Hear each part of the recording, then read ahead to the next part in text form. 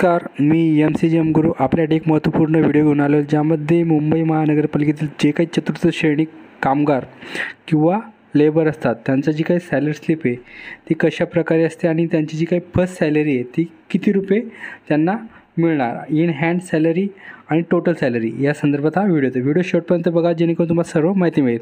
आणि आपण या चॅनलवर पहिल्यांदा व्हिडिओ बघत असाल तर चॅनलला लाईक, शेअर आणि सबस्क्राईब करा, जेणेकरून तुम्हाला सर्व माहिती मिळेल.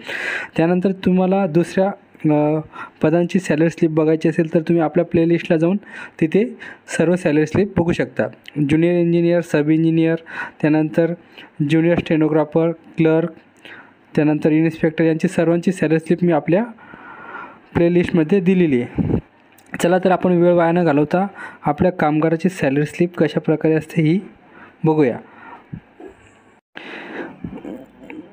बघू शकता अशा प्रकारे मुंबई महानगरपालिकेची सॅलरी स्लिप असते. त्यामध्ये सर्वात वर मुंबई महानगरपालिका पे स्लिप फॉर ऑगस्ट 2024 इथे फॉर एक्झाम्पल म्हणून घेतलेलं, म्हणून आपण ऑगस्ट 2024ची ज्या नोंद आहेत.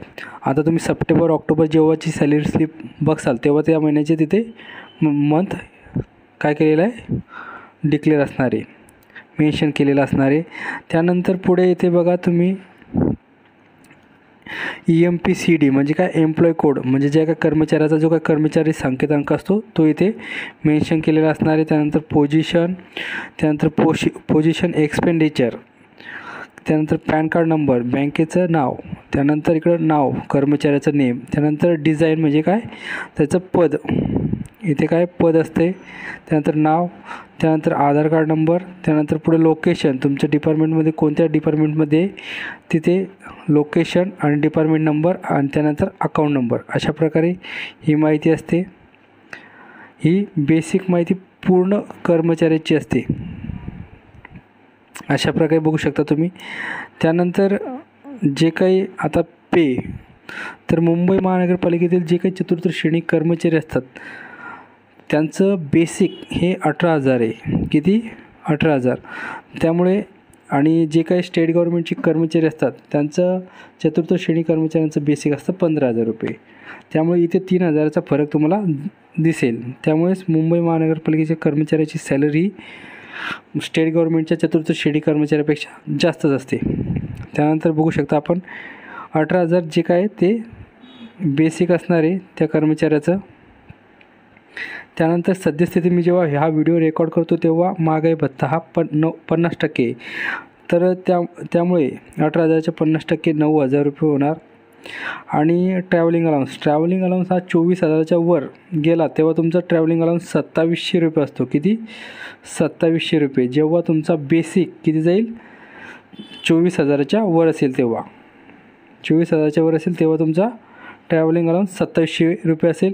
परंतु 24,000च्या खाली असताना तुमचा ट्रॅव्हलिंग अलाउन्स असतो 1,000 रुपये. समजले इथपर्यंत? त्यानंतर हाऊस रेंट अलाउन्स, तर हाऊस रेंट अलाउन्स हा सिटीनुसार वेगवेगळा असतो. X city, Y city, Z city. तर मुंबई महानगरपालिका X सिटीमध्ये येते आणि X सिटीसाठी 27% HRA. किती? 27%. तुमच्या बेसिकच्या 27%. बेसिकच्या 27% किती होतं आहे बघा, 4,860 रुपये तुमचा हाऊस रेंट अलाउन्स असणार आहे. त्यानंतर हा चतुर्थ श्रेणी कर्मचारी म्हणजे कामगार हा वेगवेगळ्या डिपार्टमेंटमध्ये कोणत्या डिपार्टमेंटमध्ये तो कार्यरत आहे त्याच्यावर त्याची अदर अलाउन्सेससुद्धा त्याला असतात. स्पेशल अलाउन्स आहे, त्यानंतर UW आहे, ते अलाउन्सेस याच्यात ॲड केलेले नाही. फक्त आपण हा जनरल लेबर आहे म्हणून असं कन्सिडर केलेलं आहे. आणि या प्रकारे त्याची एवढी सॅलरी असते. 18,000 रुपये त्याचं बेसिक, 9,000 रुपये त्याचा महागाई भत्ता, 1,000 रुपये ट्रॅव्हलिंग अलाउन्स आणि 4,860 रुपये त्याचा हाऊस रेंट अलाउन्स. त्यानंतर टोटल सॅलरी त्याची बघा किती भरणार आहे, 32,860 रुपये. एवढी त्याची सॅलरी असणार आहे. त्यानंतर ह्या कर्मचाऱ्याला, आता चतुर्थ श्रेणी कर्मचाऱ्यांना ओव्हरटाईमसुद्धा असतो. इकडे आपण ओव्हरटाईमचं कोणत्याही प्रकारे मेन्शन केलेलं नाही. काही डिपार्टमेंटला 120 तास, 3 महिन्याचे 120 तास ओव्हरटाईम असतो, तर काही डिपार्टमेंटला 120 तास, प्रत्येक महिन्याला 120 तास ओव्हरटाईम असतो. हे डिपेंड करतं कोणत्या डिपार्टमेंटमध्ये तो लेबर म्हणून त्याची नियुक्ती झालेली आहे. आणि काही डिपार्टमेंटला ओव्हरटाईम नसतोही. त्यानंतर बघू शकता की तुम्हाला त्याचे डिडक्शन कसं होतं आहे. डिडक्शनसाठी पुढे बघूया आपण. इथे बघू शकता आपण डिडक्शन, जे काही डिडक्शन आहे, जे काही प्रोफेशनल टॅक्स, जो प्रोफेशनल टॅक्स असतो तो किती असतो, 200 रुपये असतो. तो प्रत्येक कर्मचाऱ्याचा कटत असतो. इथे बघू शकता तुम्ही 200 रुपये.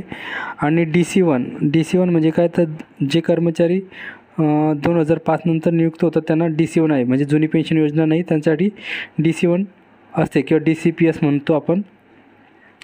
तर DCPS काय, डिफाईन कॉन्ट्रीब्युशन पेन्शन स्कीम असं त्याला म्हणतात. तर त्याची 2700 रुपये कटिंग होणार आहे. तुमच्या बेसिक आणि DAच्या 10% ती कटिंग होत असते. किती, 10%. बेसिक आणि DAच्या 10% कटिंग होते, ती किती होते, 2700 रुपये.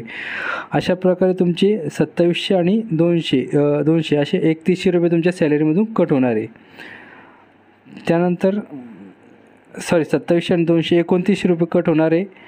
त्यानंतर 32,860 रुपयेमधून 2900 रुपये कट झाल्यानंतर तुम्हाला नेट सॅलरी किती येणार आहे, 29,960 रुपये.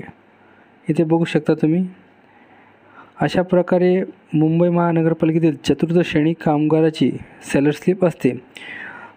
तर व्हिडिओ आवडल्यास लाईक करा, शेअर करा, सबस्क्राईब करा. धन्यवाद. मी MC जयमुरू असेच महत्त्वपूर्ण व्हिडिओ बनवत असतो.